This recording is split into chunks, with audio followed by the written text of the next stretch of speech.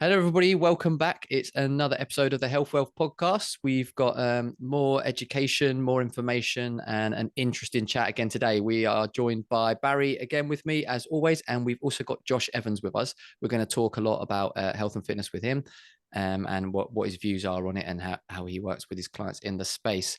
So, Barry, how are you? First of all, it's good to see you back again. Thanks, Ryan. Glad to be back. Thanks for having me on. And yeah, looking forward to another great episode and having another guest on and discussing all things fitness and health. So looking forward to it. And welcome, Josh. Great to have you on. Thanks for joining us. It's a pleasure to be here. Thanks for having me. Yes, thank you very much for coming. I'm looking forward to this one too, getting a bit more into the kind of the exercise side of fitness, as well as, we concentrate a lot on the diet nutrition side, but looking to pick up on some of Josh's expertise on this side. So, Josh, I think we'll kind of start at the beginning. If you want to kind of let us know what got you into health and fitness at first. Was it something that's always been there, or did it develop over time? And was there any particular thing that got you into it? Yeah, sure. So my journey really started when I was a kid. I lost my mum when I was a young lad, and I didn't like being in the house as a kid.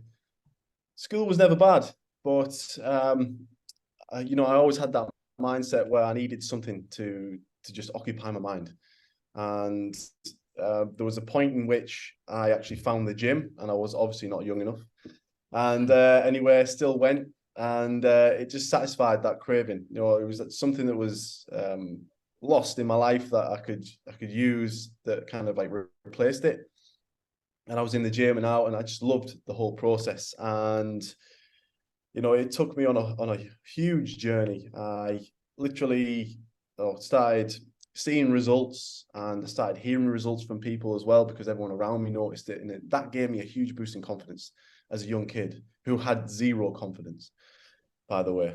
And that just kind of kick-started. That was the whole spark that I needed. And at that point, I started to really get into sport and different sports as well. It was like football, there was rugby, we've gone into CrossFit, we've gone into Ironmans, like all these different things, like over the course of the last 2 decades, obviously stem from this point in time.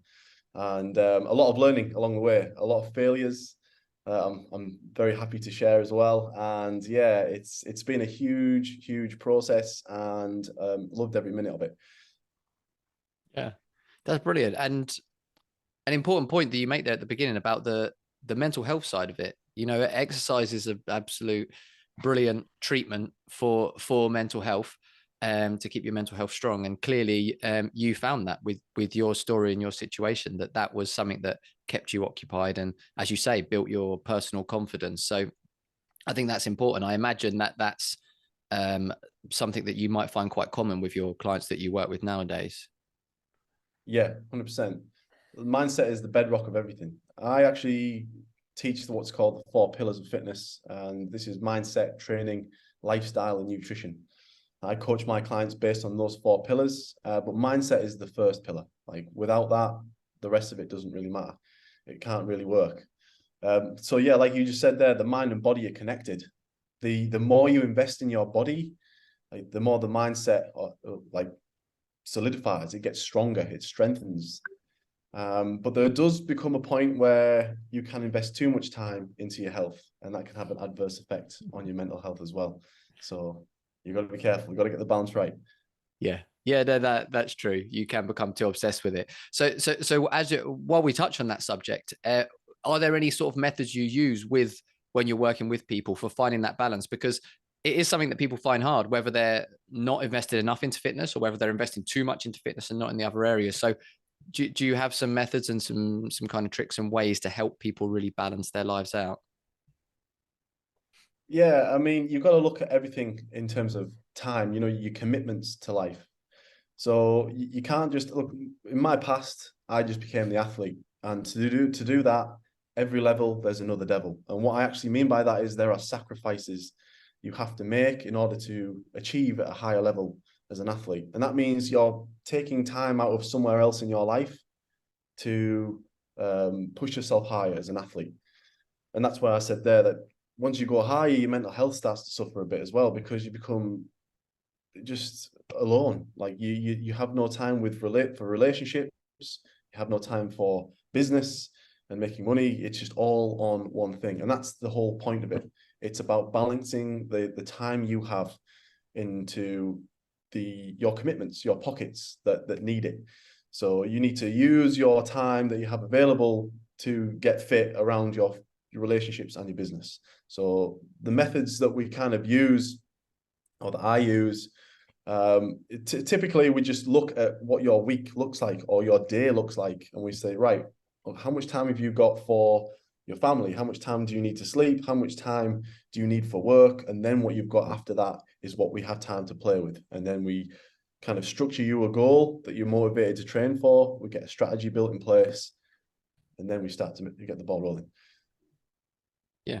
Yeah, I think that's a great tool, is to, write stuff down and actually be able to see. A lot of people just go through life. It's, where if you actually write it down and see how you're setting your life out, and have goals and plans and to-do lists, is always a good thing to do. Barry, I mean, having been a professional athlete yourself, how did you find the balance in the life? Was that difficult? Yes, it's very interesting what Josh alluded to in terms of the balance, because obviously my background was in gymnastics, and I pretty much got into it as a kid, 8 years old, and by age 11 I was training almost every day, 5-6 days a week. 11 or 12, I was on 5-6 days a week, so I actually had no balance for the next 12 years, really. That's all I did outside of education and coaching, was gymnastics, training and competing, traveling, training, competing. And it was only when I but when I actually left the sport, I stopped training, competing for quite a few years before I went back to it. I actually started to develop other things in life. Your career, friendships, other things, other skills that you didn't normally have, social skills, communication skills, all the things that you didn't actually get to develop much of, because I was so immersed in training and competing and achieving, my goals. And so it was almost like a sort of catch up period for me. But I wouldn't change it, obviously, because obviously I went on to have a pretty decent career and achieve some good things. Commonwealth Games, Scottish National Championships, titles, British squads, all of that. It was tough. It did develop and enabled me to develop discipline and structure, but it also didn't leave you much room for anything else. But I've caught up with that now. And I think it's great in terms of what Josh is outlining there, that for people who have a goal or a fitness goal, is to work that into their other work-life balance, so that it doesn't totally consume them. I think that's a healthy transition into it. And I can see the benefit in that.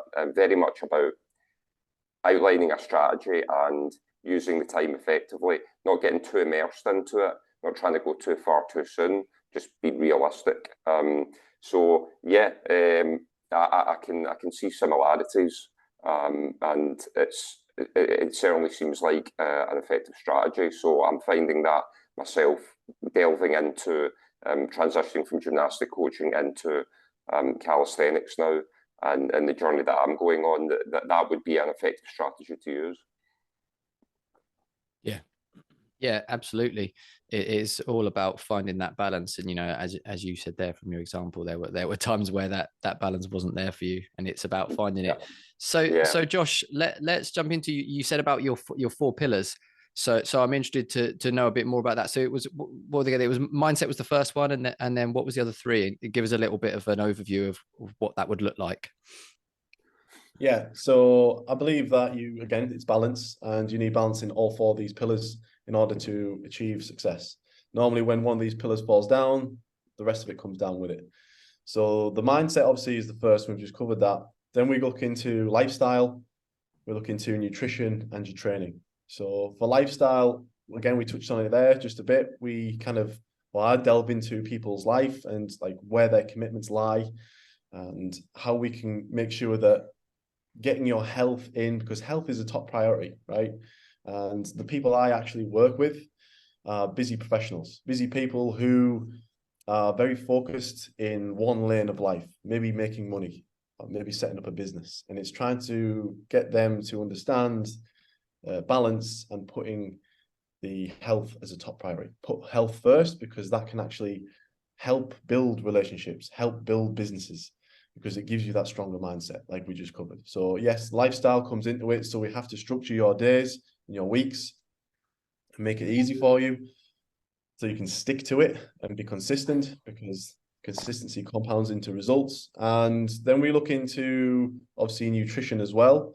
So we do bespoke nutrition plans for our clients. So we look into calories and macros. We give them foods based on their allergies as well, if they have any, and we go down that route. And there's obviously specific foods that we eat to perform better as well. And then we look into the training at the end. So how much time have you got to give? Where's your weaknesses? Like, how are you moving? Like, what is your goal? Like, these are the things we look at in terms of how we create a personalized training program. So we look at things like mobility, flexibility, resistance training, HIIT training. We do aerobic work. The list goes on. So we go into all those deep dive things inside those 4 pillars. Yeah. Yeah. That's really interesting. And also interesting that number 4 is the actual exercise side of it, where, you know, people probably think, with most people, that's the only thing they think about, isn't it? They don't worry about lining up the other 3. They jump straight in the exercise, do as much as they can to try and get the results. And like you say, it's important to get those other things lined up too. And the exercise kind of builds on top of that. I guess within that lifestyle is things like sleep involved in that? Because, you know, sleep is really important, isn't it, to being able to improve your health and to get the right results. 100%, right? And these are the experiences that I've had in the past. So previously to me coaching, I actually worked as an operator. An operator is like Homer Simpson, if you know what Homer Simpson does. Yeah. I did that for years. You know, I was working 12-hour shifts, late night shifts. And while I was doing that, you know, still a young lad, like in my 20s, I had ambitions in sports. So I wanted to, pardon me, just knocked the light off. In sport, obviously, it's all about recovery, and working night shifts affects your sleep, which affects your recovery. So I was trying to find all these different hacks to try to like improve my recovery time so that I could perform better as an athlete while I was still working night shifts. But yeah, sleep is huge. Sleep is recovery is everything. Your game is recovery. Yeah, you can go and smash your workout, but if you're not recovering, you might get injured. It might be 2-3 days before you can train at high intensity again. It's not consistent enough to progress. So your lifestyle and your sleep like is huge. It's massively important. It's massively overlooked. It's a huge biohack. It's ridiculous. Like sleep is everything. So I actually have a client who, I won't name names, but is an absolute beast when it comes to training. Like, no doubt, this guy can shift, this guy can lift, and he's had his fair share of injuries. And we started looking into, obviously, his nutrition and his lifestyle, and this guy's getting like 3-4 hours sleep. This is pressure from work, it's stress, and that is rolling into his next day. So he's getting half his recovery time, and then he's going out and beasting himself, and then he's doing like half his recovery time again, then beasting himself. And then this is why his body breaks, and this is why it's important. So we cover it. Yeah, absolutely. It's really important. And I think a lot of people miss it with, obviously we kind of concentrate more on the nutrition side is the stuff that we talk about. And, you know, people miss that they're trying to improve their health by doing all these other things, but they've not even got their nutrition right. Like they're trying to find a magic supplement and this and that. It's like, well, you're not even eating, you know, get the basics right, which is essentially is what you're saying, isn't it? Get your basics in place, then let's look at the exercise side and see what we can figure out for it. 100%. Yeah, completely agree with that. There's so many people who get caught up in the supplements thinking that's going to get them to the goal. Honestly, I hardly use supplements these days. It's all about nutrition. and it's all about how you train, and it's all about how you live your life that's going to get you to your goal sooner. Supplements won't get you there, but supplements can help as long as you've got everything else in place. So don't waste your money. Get your nutrition, Yeah. get your nutrition I in place, always say get your that training in place. I always say the battle's won in the kitchen first, and once you get that right, that gives you a far better foundation. You know, it's no use for you know, you see really overweight people and they're really going for it in the gym, and that's just inflaming their muscles and it's inflaming their body. It's providing a lot of strain on their body when they should just be focused on losing the weight through the nutrition first and then getting on to the exercise to supplement that. Mm. Yeah, Definitely. like Josh said, it's compounding, isn't it? Yeah. Again, you know, you start getting those little bits in place, and it builds on top of it and builds up. So, say for example, you know, like Barry outlined there, with if someone comes to you who is, you know, they're overweight, they're really overweight, they don't eat well, they're stressed out, that they want to work out and lose weight. Where are you going to start them from? Obviously, I know you said about the pillars you go through, but you know, are you going to start them with literally don't even bother exercising, get these things in order, or are you going to start really gradual? What would be your go-to? Yeah, so I'll be looking into, obviously it's the accountability, nutrition and training. It always is got to get the mindset right first. So it's how you talk to yourself. You know, like, do you have that self-belief? Do you have positive self-talk? If you don't, then we need to talk more, because I need to get that out of you. We need to start making sure that you understand how much potential you have, because as soon as you understand that, then you're committed. And now you just need a plan in place. And like you said there, nutrition comes first. Get that plan in place. Start to understand what this person's eating. Or are they eating high processed foods? Are they eating organically? Are they just eating far too much or not enough? Like, where are we going down here? Like, what we're working with. And if they're overweight, then we need to start making sure they're getting healthy food and we're in a deficit. That's the way I would look at it. Start to pull some fat down. And if they are really, really unfit, or if they have some underlying health conditions, which we also need to know about, that comes as part of the consultation, then we'll be giving things like steps. It's just as easy as that. I mean, steps burn calories, it's low impact, it's low intensity. And then we build the volume, we build the intensity gradually as we, you know, gain momentum and start seeing progress and results. And those progress and results would look like numbers on a scale and pictures, and obviously body measurements as well. Like we're looking at all those things. Yeah. Yeah, that's good. That's how you've got to start. A lot of people I find as well, some people are kind of all or nothing, aren't they? And they can literally be like, they'll go all in for 2 weeks, destroy themselves, and then they're done. It's like, you've got to, you know, gradually ease yourself into it. When it comes to things like weight loss, do you have a preference for, you know, doing things like resistance training and weight training more than cardio, or do you mix it up, or is it just literally going to be specific to each person, could be completely different? Yeah, I mean, if you're asking me, I run a transformation program, so I'm big into body recomposition, and I'm about my standing on this is that I know a lot of people would say lose weight first and then build muscle, because you lose weight, you can see, then you can see what you're working with, and then you can build the muscle. But my stand on this is that muscle takes longer to build than burning fat. So why waste any more time not building muscle? So why not do a body recomposition where you can build muscle and lose fat? So yes, resistance training is important, because resistance training, really, it gives you this epoch, right? So this is the excess post-exercise oxygen consumption, right? So this is the afterburn effect that you get from resistance training that you don't get from cardio work, which is fantastic. And this is great for someone who has weight problems, and you can build that into the program, resistance training, and the frequency of, because it's all progressive overload, right? If someone's a beginner and they're not very comfortable, you can do it at home, and then you can progress to the gym. You can do it once a week at the gym. You can progress to 2. This is the great thing, right? So you just need a starting point. Then you just need to guide this person through a process and make sure it's safe, and they do make progress.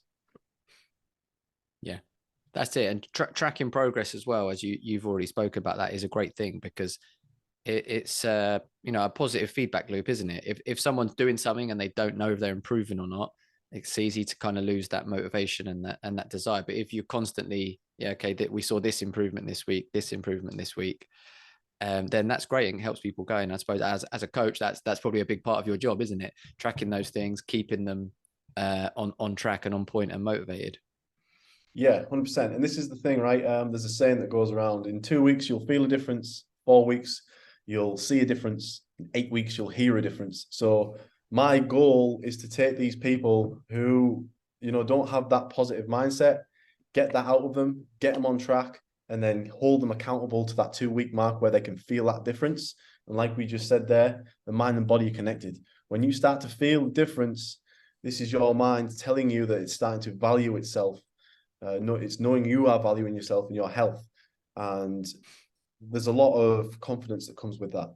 And you want more of it. It's addictive. And that's where you want to get them. And you just keep guiding them through that process.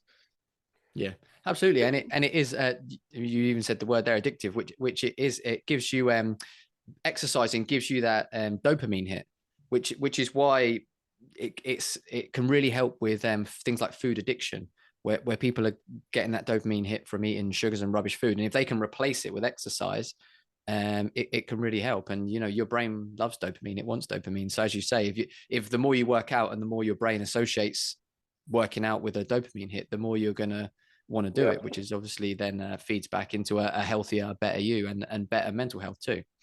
Yeah, it's the endorphin rush, right? So you get the endorphin rush from workouts, especially from HIIT sessions.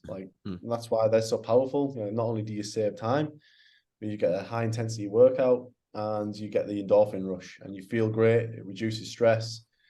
You feel more balanced and confident. Yeah, and then you set yourself up for success. Yeah, definitely. But when it comes to building muscle, and by the way, I completely agree with what you were saying earlier about building muscle and losing fat at the same time. I think I agree that that's completely possible, and is the best way to do it. And the more muscle you build, also the easier it is to burn fat, isn't it? Because your metabolic rate increases the more muscle mass you have.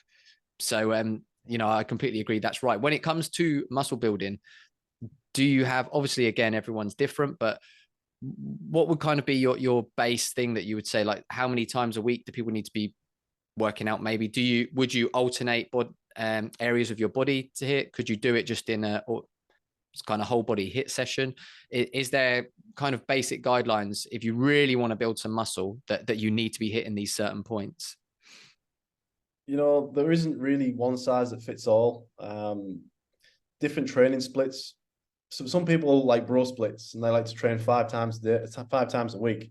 Now I'm against it, because I feel like you're just simmering, because you're not allowing your body to recover. I know you're doing opposing body parts, but I really do feel like you simmer in those sessions. But some people prove me wrong. Some big lifters out there are doing those programs. I mean, for me personally, I'm all about rest and recovery. Remember, so I like to come in as high intensity as possible because that's how you grow. Your body is an adaptive organism, so you want to put it under as much stress. So you want to apply as much force in those sessions as possible. And then you want to have a low intensity day after that and allow it to recover and adapt from the stress and then go again. And that's how I see it, right? If you're constantly going hard at it, eventually, as that compounds, yes, you might build muscle, but you also increase the risk of injury.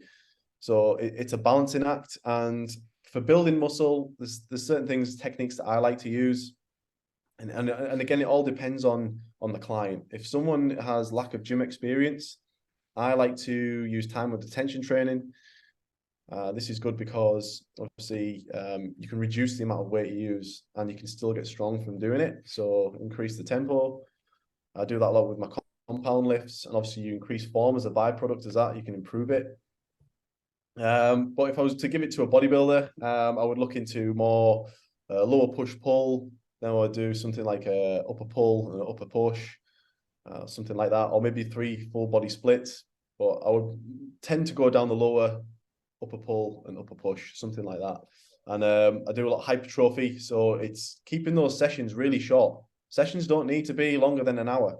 You can, with hypertrophy, you can cut your sessions down to like 30, 40 minutes, because you're in there, it's high output, and then you get out there and you start to refuel your body and recover and go again. But hypertrophy, we're looking at 8 to 15 reps, anywhere in that rep range is typically where I go. And keeping the exercises no more than 6 throughout the session. And that typically works. And we do a lot of drop sets as well. Yeah. Yeah. I agree in terms of the keeping the session shorter. I'm very much the same. Short-term interval training, making them shorter in time but more intense, and I think it almost like doing yourself in. So that is a lot more beneficial than spreading a workout over 2 hours and then not having enough time to recover, for the next session. And yeah, I agree, and I can sort of relate this to gymnastics as well. If we're having a really heavy strength day, doing rings conditioning, on one day we wouldn't do that the next day. We would work more on technical stuff that's lighter on the joints, enables you to recover better, and then pick up that heavy session a day or 2 down the line. So can I just circle back, Josh, to the mindset aspect of it? So you've discussed that. Would you sort of encourage or try and transition your clients into a different for them to develop, it's like Maslow's hierarchy of needs. So you start with, identity and beliefs at the very bottom. Is it about changing their identity first, the way they perceive themselves, or is it just working on getting them a little bit more confident, because if you change the identity and the belief system, then the behaviors after that all align and become a lot easier to implement. How do you approach the mindset sort of specifically with your clients? Yeah, I try to keep things basic, but I guess it's kind of a combination of the two. You can read weakness from someone, like when they're talking to you, when they can't look you in the eye, and that's an issue, right? Because if you can't look me in the eye, then you can't look yourself in the eye in the mirror. And I think that's where it starts with me, is that positive, like the affirmations, the things you tell yourself. You have to big yourself up. It's who you're around, it's your environment, it's what you say to yourself on a daily basis. You want to bring yourself down, or do you want to bring yourself up? Are you with people who are high frequency or low frequency? Like, this all matters, and these things need changing in order for you to start talking to yourself in a positive way. Because like I said, when your mindset isn't in the right place, and times get tough, because times do. Life is tough. Life is a test in so many different areas, in relationships, in business, challenges. But and even in workouts. So when you come to the gym and you're going through hypertrophy and you're trying to squeeze out those last sets and you're hitting your drop sets, have you got it to push those extra 2 reps where you're going to see growth? Most people won't, who don't believe in themselves. Like, that's a challenge that they can't get past. But once you believe in yourself and you believe that you can get through any challenge and you can get through that difficult task, the rest just becomes a lot easier. And that's kind of how I like to get my clients to those sorts of the places. And when they tell me they're doing workouts, I go, my God, I could never do that like months ago. And now they're doing it. Now they're crushing it. That's telling me that they now know that they are worth more than they were previously. Yeah. Because so the belief system's in place, and then the behaviors and the actions become easier to actually carry out. Yeah. Yeah, man. Yeah. Yeah. Yeah, absolutely. And it's learning to, as you said before, value themselves, isn't it? Saying, that they deserve to have good health and to be in good shape and whatever. Sometimes people, as you say, a lot of people are kind of downtrodden on themselves and really negative.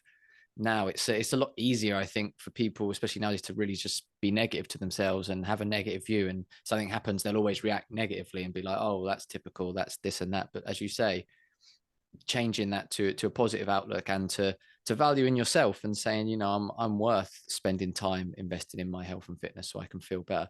That's really important. You mentioned things like affirmations there, that they're things that you use. I think things like that, I think, really work well, because some people can think that's kind of, woo woo and whatever, but just saying those things to yourself really makes a difference, doesn't it?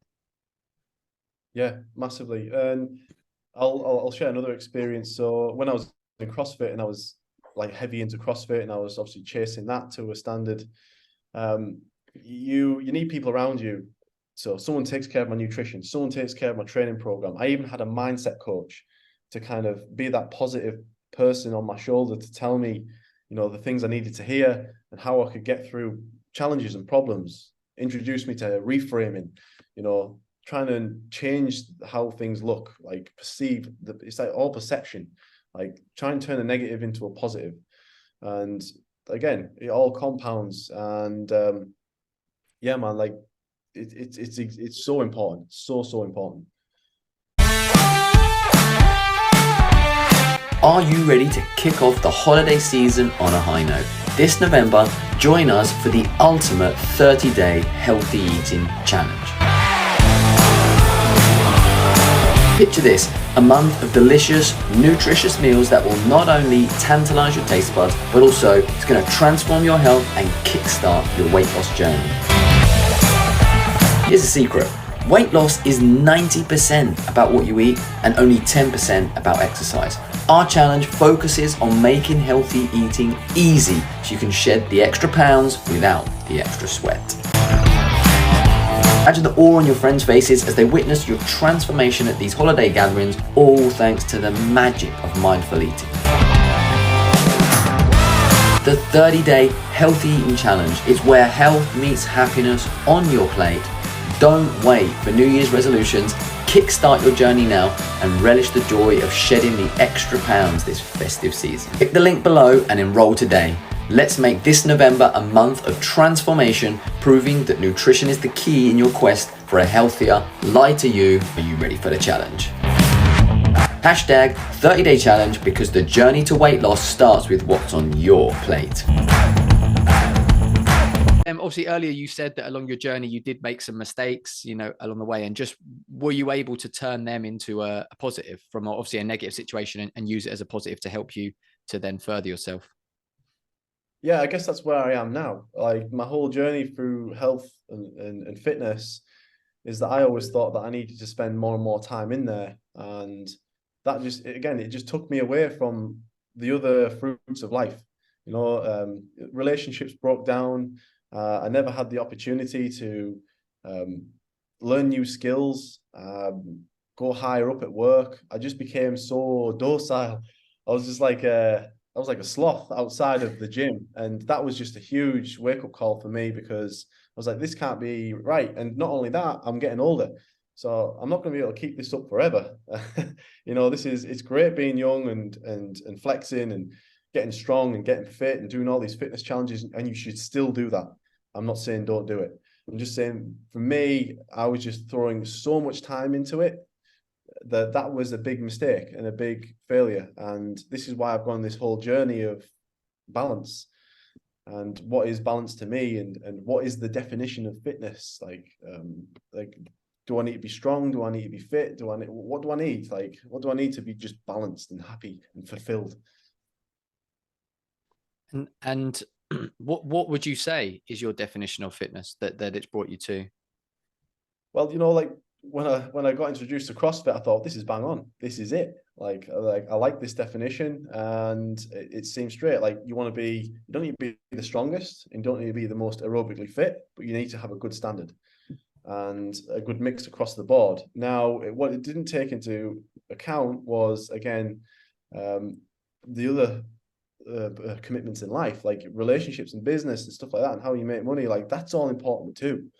So fulfillment to me now is, fitness. The definition of fitness, I think it still stands. I just want to be mobile. I want to be strong. I want to be aerobically fit. I want to be able to learn new skills and be competent at those skills. I want to be able to swim, bike, run, you know, maybe do a little bit of gymnastics.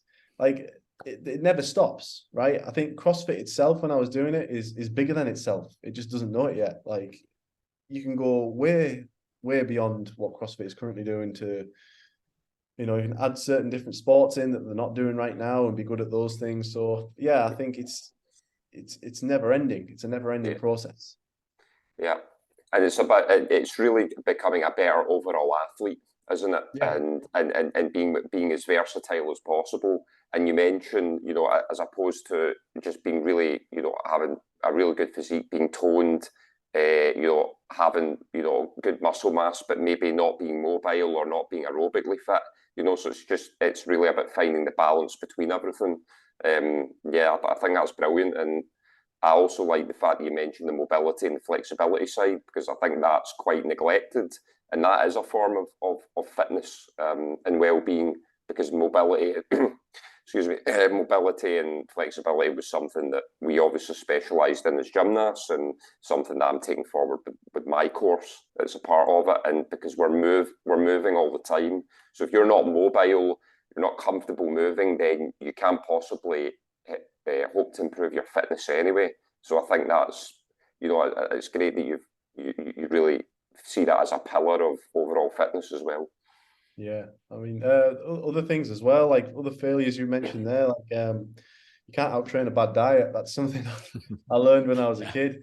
You're banging in ice cream after recovery, and you're coming in like starving, or you've had a Weetabix. It is just, yeah, you can't sustain that. I've actually got clients now who are young, and I'm telling them this. And one lad's he's got this addiction to peanut butter and bread, and it's just all he has. And I'm just like, no, man, like we're gonna have to change this. But these are mistakes that I've made that I can pass on to my clients and educate them on like what's better to fuel your performance. Yeah, absolutely. It helps that because you've been through those experiences yourself, as you say, they can learn from your mistakes rather than learning from their own mistakes, which is obviously, the easiest way we learn is from our own mistakes. But if we can manage to learn from others' mistakes, then that's obviously a lot better for us, because we haven't got to go through the pain of it ourselves. And like you say, I think on fitness, I think a sign, I mean, I'm in my mid-30s. I think a sign of fitness for people who are similar to my age is if you just have a random opportunity to do some kind of sport and activity, and if you can just do it without thinking and not be completely broken the next day, then that's a sign of reasonable fitness. Because I think most people can't, they either couldn't do the physical activity in the first place, or if they did it the next day, they're absolutely broken. So I think a sign of fitness for me is just being able to do what you want to do. Like you mentioned all the different sports and stuff, like, so if you can just do sport when you feel like it, then you have at least a reasonable level of fitness, I would say. From my age, as you say, younger, you can get away with stuff, can't you? Let's say, I could eat what I wanted when I was younger and do what I want, and obviously now you've got to take a bit more care. Exactly, yeah. You just want to move well, and like you said there, and most of my clients, again, they just want to feel good the next day. They want to feel good during the gym. They don't want it occupying too much of the time and adding big lengthy tasks to their schedule. And then they want to wake up the next day just feeling great, feeling mobile, not feeling so tight, and they're ready to fight again. And whatever that may be, the fight just may be steps, or the fight may be that you're back in the gym doing high intensity intervals, or it might be that you're doing resistance. Whatever it may be, you're just ready.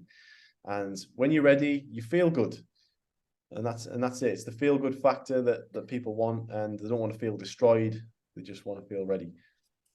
Yeah. Absolutely, yeah.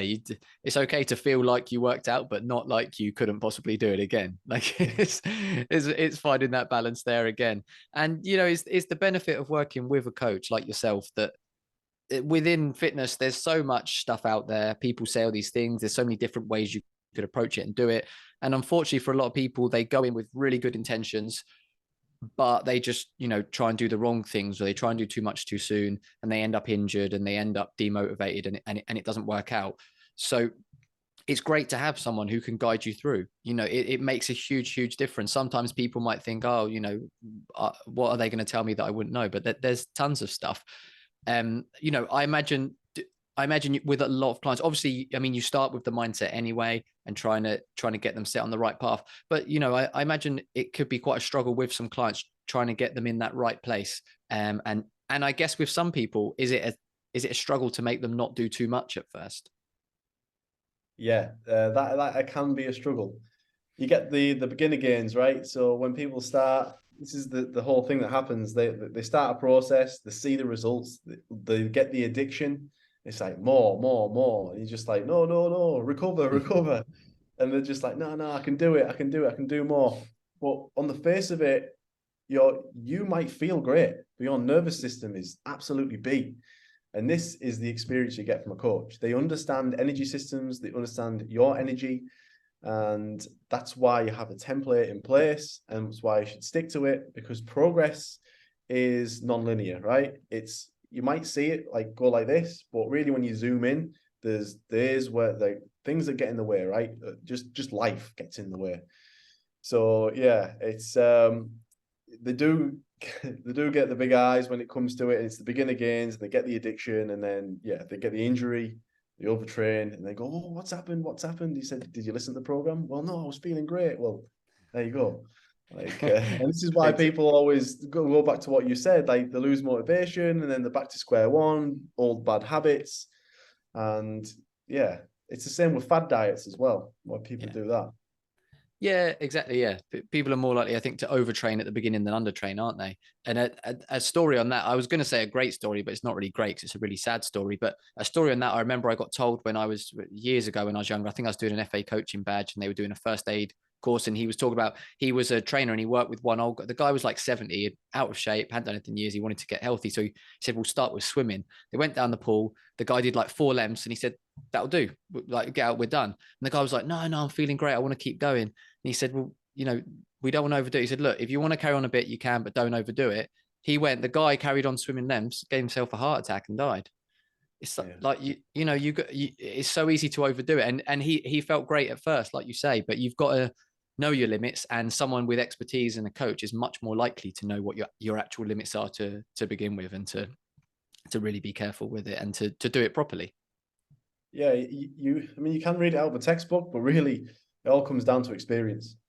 Like, and you want to coach with experience. Like, that's why it matters. So yeah, could have been avoided if I listened.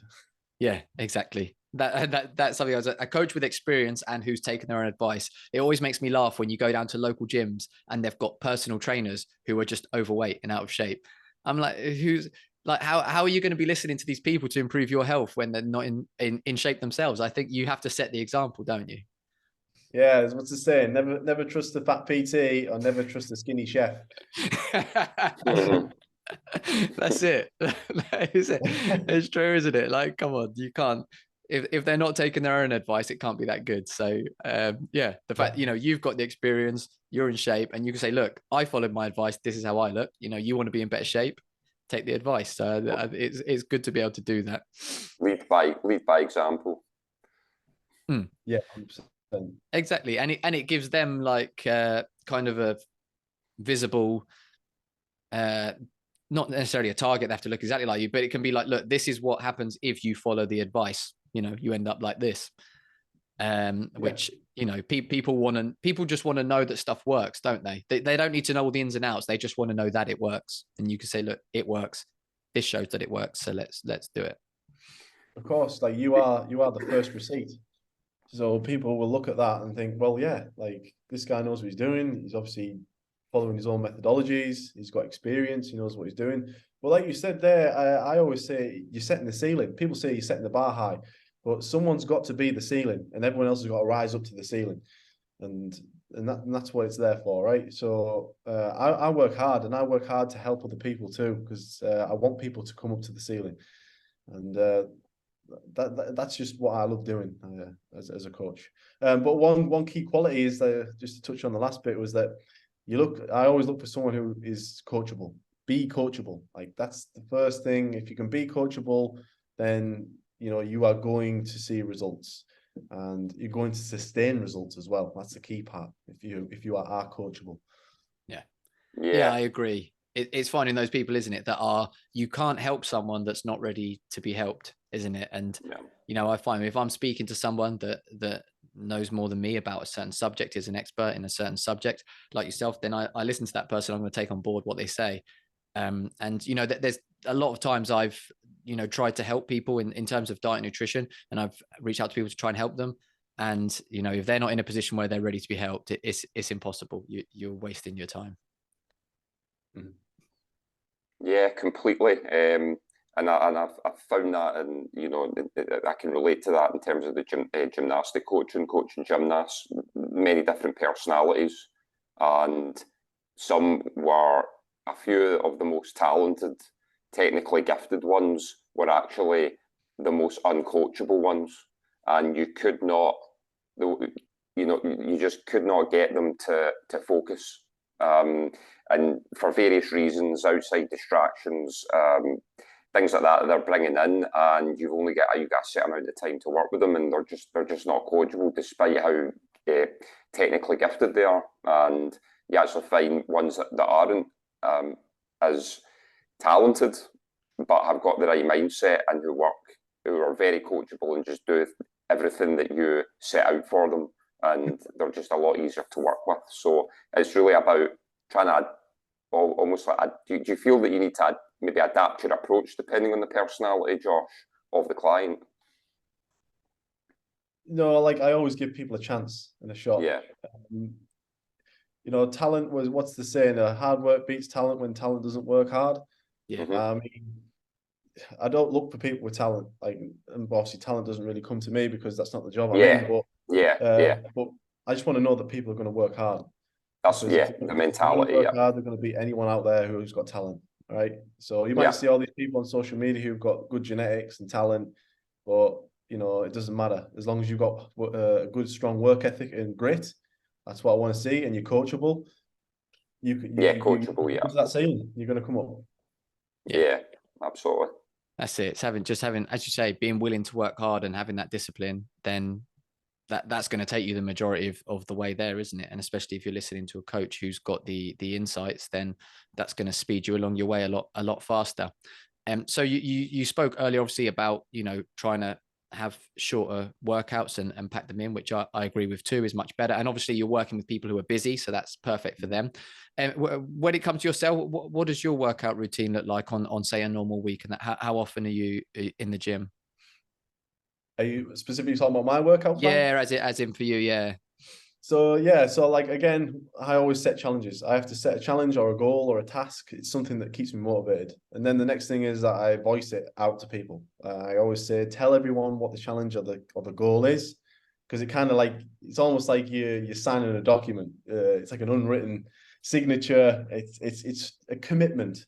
Once you do that, it's like, right, now I have to perform because now I've said it. It's a pact.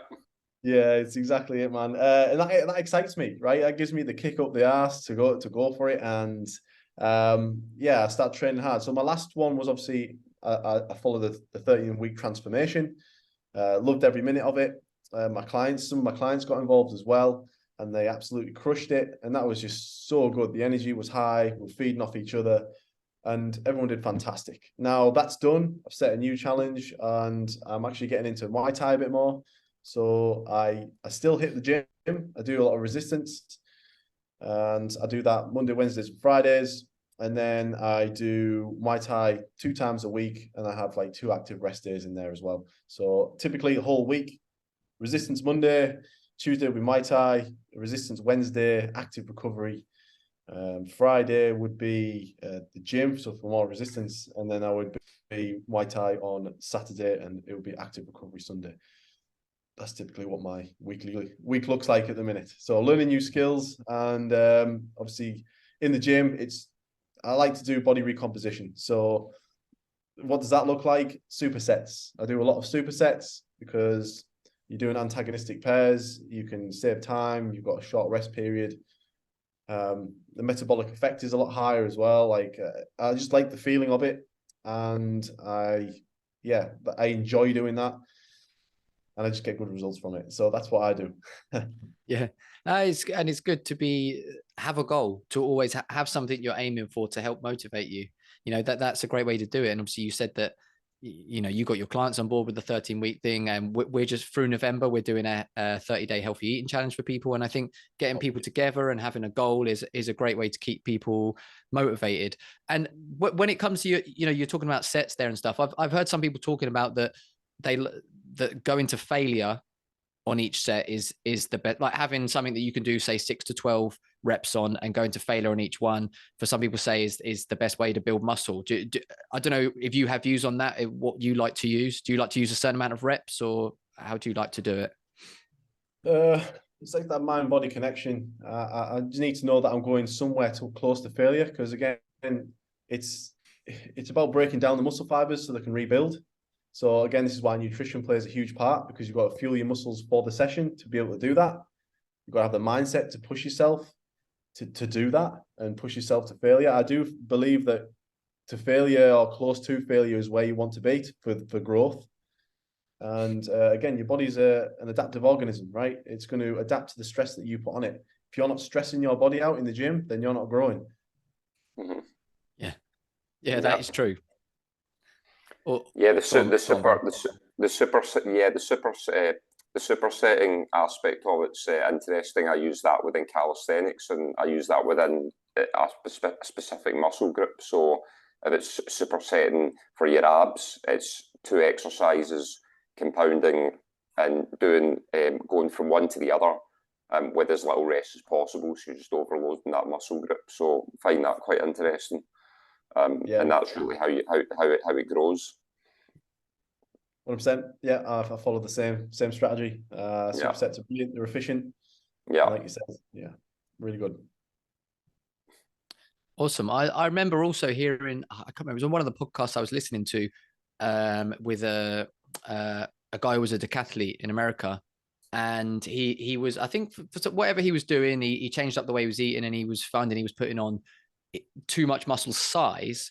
So he said that he swapped from lifting heavy and slow, he changed to lifting light and fast.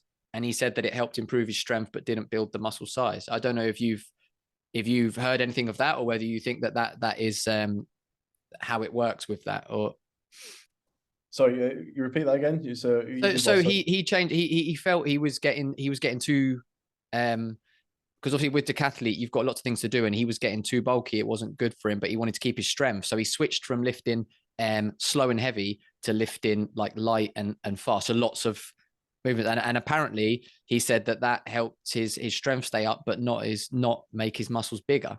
I don't know whether there's anything behind that, whether there's any truth with that. Yeah, I mean, what you're doing there, it's the contractile stuff. It's your muscle fibers at the end of the day. So your fast twitch or slow twitch, everyone's different. So again, the results of your exercise are going to look different to someone else's results. So it's not one size fits all for everyone. But for me, if I do high reps, low weights, then I do kind of maintain my strength, and I don't actually put on more muscle mass. When I'm putting on muscle mass, it's a nutrition point as well. It's when my carbohydrates go up. Creatine is another thing that makes me absorb more water, retain more water.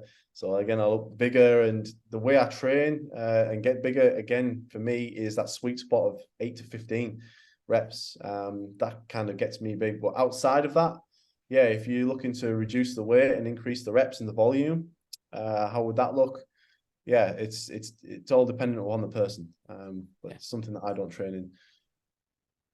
Yeah, I suppose, like you say, it's dependent on the person and their aims, isn't it? And everyone's different, like you say. So everything's got to be personalized. You can't go around and if you go and do someone else's personalized workout, it might not get you the same results or work as well for you, isn't it? Yeah, 100%. I mean, I've done, like I said, triathlons and stuff like that. So a lot of that was taking myself completely away from the gym. This was me testing fitness again. It was just like, right, okay, like, what's my weakness? Or my aerobic capacity is not the best. So, all right, I'll train up for an Ironman, and I'll try and do that. So, so these are the mad things that I put myself through. But yeah, my training was a lot more of that. And I was actually doing hybrid at the time. So hybrid is, I don't know if you've heard this concept that's kicking off quite a lot. It's like concurrent training. Like, so you've got absolute strength, and then you've got endurance training, basically.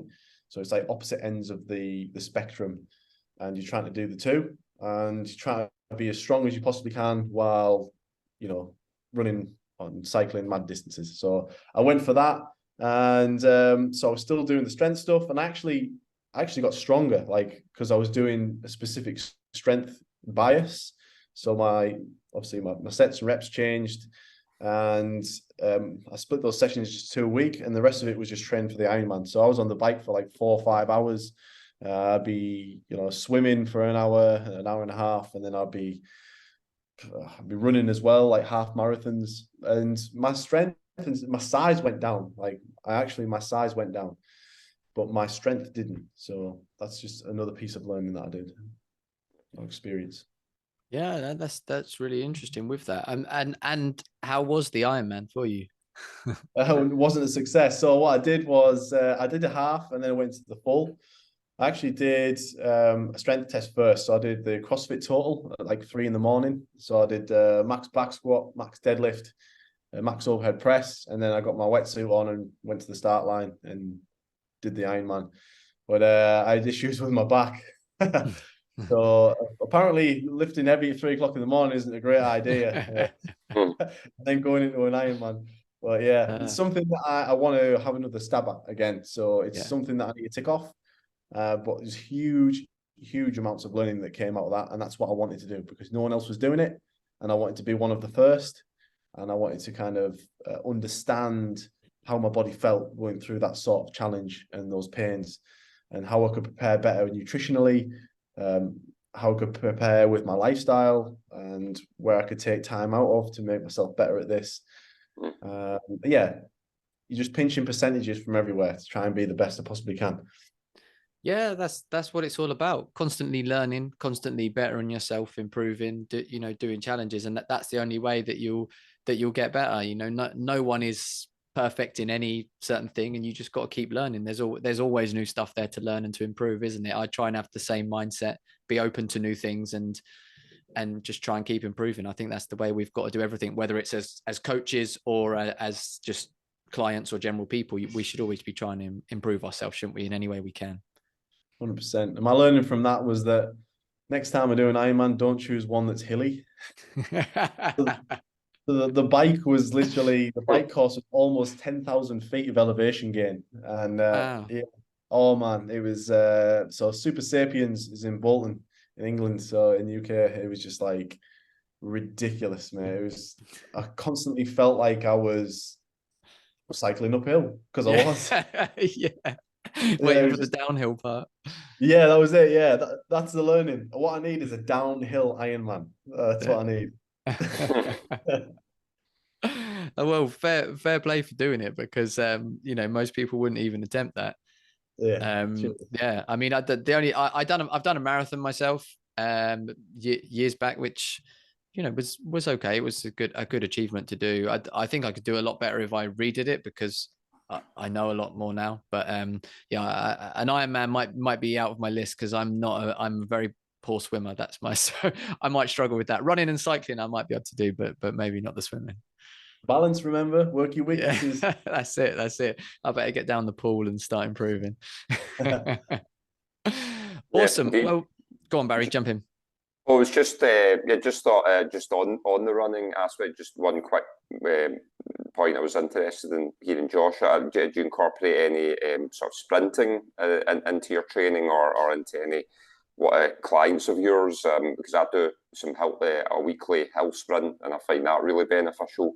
3 times and just doing shorter distance, but really doing it as fast as you can and doing yourself in. Is that something that you've delved into at all? Yes, mate. It's like you're reading my program. Yeah. He Googled it beforehand. Definitely 100%. And the reason why I like it so much, we do sprint. So I do sprinting, either running hill sprints, or we can do like dead mill sprints, or we do prowlers. Yeah. And the opposite to that, if they can't handle the impact because of where they are, or if they've got any injuries, we stick them on the assault bike. Love that thing.